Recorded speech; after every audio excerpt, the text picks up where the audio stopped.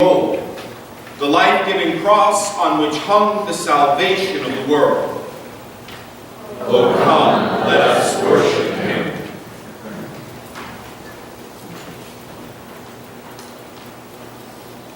When we began our Lenten journey,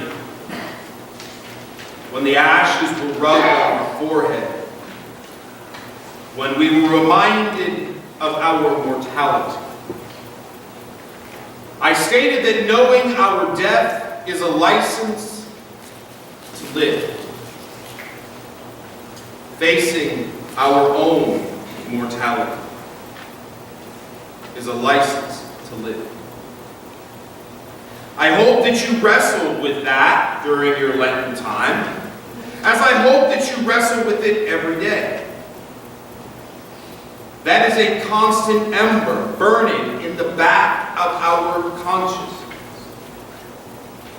The question ever before us, is the most important thing to me getting the best of me? Am I investing the most in what is most important? Or just hoping to have enough in the tank to give a little? A well-examined life will know what is important, and will also know the self-limitations, and will have the strength to examine this question. At its core, this is a God question, since God should be one of those most important things in our lives.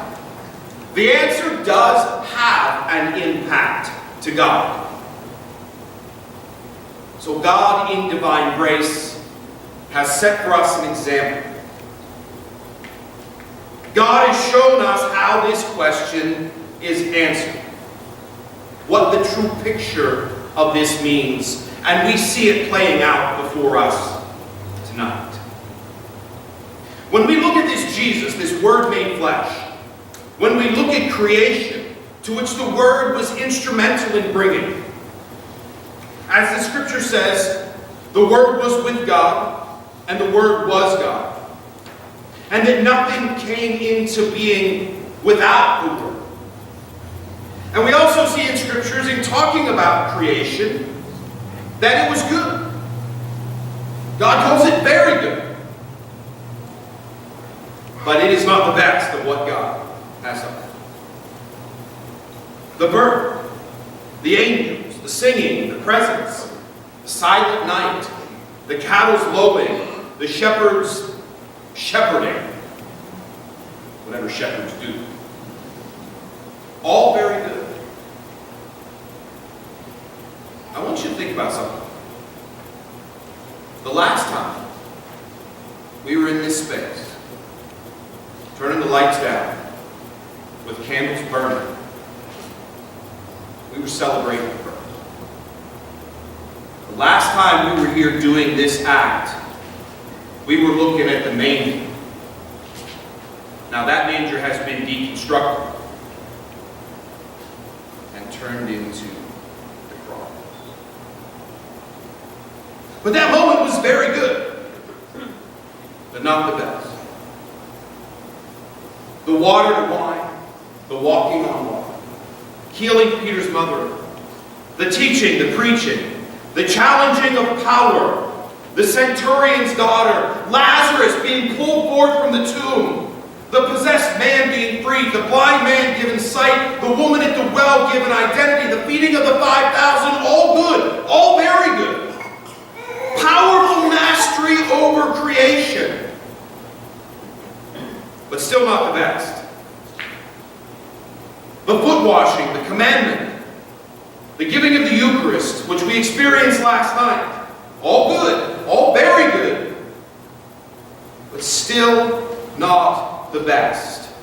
No, it is here today. It is in the midst of this that we see Jesus give the best for what is most important. We see Jesus give the best for what is most important. this could have been so different. God could have stopped this at any time. Jesus could have risen up, brought forth the armies. Creation could have fought back for its creator.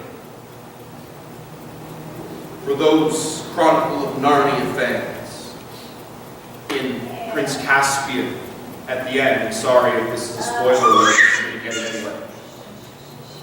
When the Narnians are losing grievously the war, and Aslan says, the trees have slept long enough. It is time for them to wake up. Those dormant trees could have woken up. Creation could have fought back, sunk the Romans. None of that happened, because this is the best that Jesus has to offer. And Jesus does not do this out of some kind of endurance test. He is not trying to please God. He is not trying to justify his return to glory, seeking some heavenly power, or show himself to be the strongest of all human beings. Jesus does this because he was giving his best for what matters the most. Jesus saved the best for last, for what was most important to him, you and me. Did the mountains benefit? Yeah. And the oceans and all the creation? Yeah. The birds of the sky and the cattle and all the creeping things? Yeah. But what is most important, what means the most, are the ones created in the image of God. And we are the ones who are gifted with that. When we go all the way back to the beginning, when God calls forth man and woman, and God places them in the garden and creates them in the image of God. And it is us who fell the furthest and hit the hardest and hurt the most. This is the best that Jesus has to offer. This is the best of Jesus, and it was saved for that which meant the most to him. And that which meant the most to the one who sent him. Jesus' best was his obedience to the Father. And the Father's best was the willingness to allow this to happen. So that his creation, you and me, would get the best. Because we are that important. God shows us how it's done. God shows us the path. God shows us what is the right thing to do. To figure out what is the most important thing to us, then give it its best. On this Good Friday, we see how important we are. Because we get the best of the Savior. We get his very breath. We get his life. We get his precious blood spilled. We get the one who takes our punishment, that we in turn can have his glory. We get the Lamb who was slain, spotless and pure. We get the cross. Because God saved the best for what is most important. Us. Can you believe it? Can you believe that for God we are the most important? Just look and see. Look and see that we truly get the best of what God has to offer. We get the Son crucified so we can have life.